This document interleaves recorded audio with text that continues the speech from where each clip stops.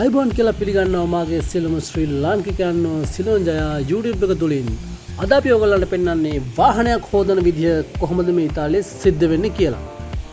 සිද්ධ වෙන්නේ මෙන්න මෙහෙමයි. වාහන හොදන තැන වාහනේ පාක් කරනවා. ඊට පස්සේ මෙන්න මේ වගේ මැෂින් එකක් ගාවට ඇවිල්ලා මෙතනට අපි පාවිච්චි කරන්න පුළුවන් මාරු කාසි යූරෝ 1 2 ඒ වගේම කාර්ත දාන්න පුළුවන්. ඒ කියන්නේ කොළ සල්ලි දාන්න පුළුවන්. බැංකුමට් එක පාවිච්චි කරන්න පුළුවන්. මෙන්න අපි ඉස්සෙල්ලාම කාසි දාලා බලමු. කාසි දැම්මහම මෙන්න මේ වගේ වෙනවා. මේ මොනවද මේ? මේවට කියනවා ජෙත්තෝනි කියලා.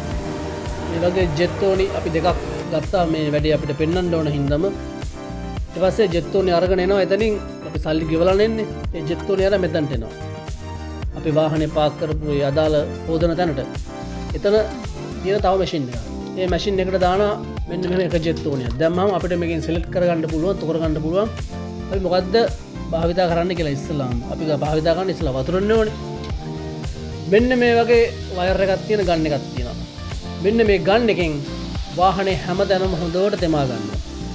ඉස්ලාම් වාහනයක් හොදද්දී අපි ඉගෙන කරන්නේ වතුරෙන් සම්පූර්ණ වාහනේම තෙමා ගන්නවා ඉස්සෙල්ලා.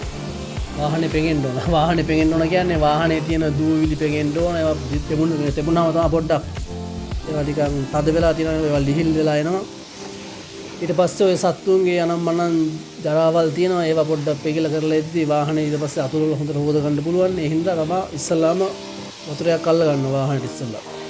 ඒ වගේම ගස්සට පාක් කරද්දී ඔය ගස්වල වැටෙන ගම් වර්ග තියෙනවා. ගම් වර්ග එහෙම ඇලිලා තියෙනවා. ඒවත් පොඩ්ඩක් දී වෙලා වගේ එනවා. එකපාරක් වතුර අල්ල ගත්තාම ඒ හින්දා මුලින්ම මේ විදිහටම හොඳට වාහනේ ඉස්සල්ලා වතුරයක් අල්ල ගන්නවා. වාහනේ සම්පූර්ණයෙන්ම දෙමෙන්න. ඉතින් මේ වගේ ක්‍රමයක් ලංකාවේ නම් නැහැ. සෙල්ෆ් සර්විස් විදිහට නම් ලංකාවේ නැහැ නේද තාම. මේ යුරෝප රටවල වල මේ හැමතැනම වගේ තියෙනවා. ඔන්න අපි හයි ස්පීඩ් එකෙන් වැඩේ කරලා පෙන්නුවා. දැන් වතුර අල්ලන් ඉවරයි. දැන් අපි මේකට ඕනේ සබන් මොන හරි. අපි ඉස්සලාම ගමු ෂැම්පූ එකක්. ඒකටත් ඉතින් අර වගේ ජෙත්තෝනියක් දාලා අවා ගන්න. මෙන්න මේ ෂැම්පූ ගන්න එක ගත්තා. ඒකෙම තියෙන බ්‍රෂ් එකක්.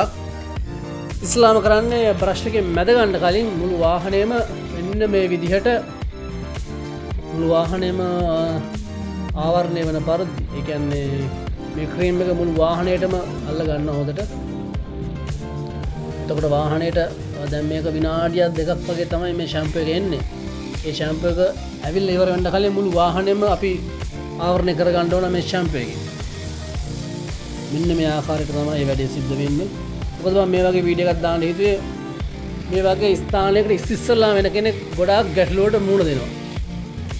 මමත් ඒ වගේ දේවල් වලට භාජනය වුණා. ඒ හින්දායි මේ වගේ දෙයක් ඕගොල්ලන්ට ඉස්සෙල්ලාම දැනගන්න ඕන හින්දා මේ වගේ වීඩියෝ එකක් කරන්නේ. දැන් ෂැම්පූ එක ඇවිල්ලා ඉවරයි. දැන් අර බ්‍රෂ් එක තියෙන්නේ මේකෙමනේ. දෙකම එකට තියෙන්නේ. දැන් ඉතින් මේකෙන් හොඳට බ්‍රෂ් කර ගන්නවා. වාහනේ ඔය කුණු දූවිලි වනම් මන යන්න හොඳට බ්‍රෂ් කර ගන්නවා. මෙන්න මේ විදිහට. මාර ස්පීඩ් එක මේ කොල්ලගේ තියෙන්නේ අත් දෙකට මොටර් එකක් තයි කරන්නේ නෑ එහෙම එකක් නෙමෙයි වීඩියෝ එක පොඩ්ඩක් ස්පීඩ් කරලා තියෙන හින්දා මේ විදියට යන්නේ. කෙසේ නමුත් වේගයෙන්ම තමයි මේ වැඩේ කරන්න ඕනේ. හොඳට මේ විදිය රෝද ඇතුලේ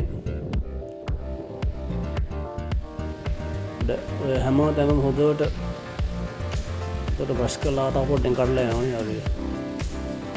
ලස්සනට පොඩ්ඩක් මේක පරණ වාහනයක්. පරණ වුණත් අලුත් වුණත් වැඩේ කරන විදියයි මට කියලා දෙන්න ඕනේ මගේ ශ්‍රී ලාංකිකයන්ට.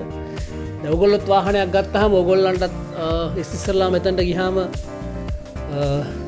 කලින් කායක හරි ගිහිල්ලා තියෙනවා නම් දන්නා මොකද්ද වෙන්නේ කියලා. එහෙම නැතුව අපි ඉස්සෙල්ලාම ගියාම අපිට එකපාර නිකන් හිතා ගන්න බෑ කොහොමද මේ වැඩේ සිද්ධ වෙන්නේ කියලා. ඒ දැනුම ලබා දීම සඳහා තමයි මම මේ වගේ වීඩියෝ එකක් කරන්නේ මගේ ශ්‍රී ලාංකිකයන් වෙනුවෙන්. ඉතාලියට අලුතෙන් එන මගේ ශ්‍රී ලාංකිකයන් තමයි මේ විශේෂයෙන් මේ කරන මේ වීඩියෝ එක. දැන් අපි ෂැම්පූ අල්ලලා ෂැම්පූ එක බ්‍රෂ් කරලා වාහනේ අතුලලා ඉවරයි. අපිට තව සැරයක් ඕන වෙනවා වාහනේ හොද ගන්න. ඕන තවත් ජෙත්තෝනියක් දැම්මා. ඔව් ජෙත්තෝනි දෙකක්ම දැම්මා. එතකොට වැඩිපුර වතුර එනවනේ. ප්‍රෙස් කාල් දාක්වා කියන බටන් එක ප්‍රෙස් කරා. හරි ඔන්න ආය වතුරයක් ගත්තා. ගන්න එක අරගෙන නැවතත් අපි මෙන්න මේ විදියට වාහනේ හොඳට හොද ගන්නවා. දැන් මේ අවසන් වටේ යන්නේ. අපි මේ ගන්න එක ලං කරලා මල්ලන්නේ සමහර ගම් වර්ග යනම්මනන් තියෙනවා යන්නේ නැහැ. ඒ හින්දා ලං කරලා බලන සමහර විට සමහර ප්ලේන්ට් එක පවා ගලවලා යන්න ඉඩ තියෙනවා. මේක ගොඩක් ප්‍රෙෂර් ස්ටිකර් පවා ගලවලා යනවා. එන්න පොඩ්ඩක් පරිස්සමින් තමයි කරන්න ඕනේ. ගැලවෙනවා වගේ තියෙන තැන් වලට වැඩි ප්‍රෙෂර් එක අල්ලන්නේ නැතුව මේකේ ප්‍රෙෂර් එක අඩු වැඩි කරන්න පුළුවන්. ප්‍රෙෂර් එක පොඩ්ඩක් අඩු කරලා එහෙම අල්ලන්නත් පුළුවන්. දැන් අපි වාහනේ හොදලා ඉවරයි. හයි ස්පීඩ් වීඩියෝ එකක් ඔයගොල්ලන්ට ගෙනාවේ. එහෙනම් අපි නැවතත් හමුවෙමු සිලොන් ජයා YouTube එක තුලින්. එතෙක් ඔබට ජයම වේවා. සිලොන් ජයා ජය වේවා.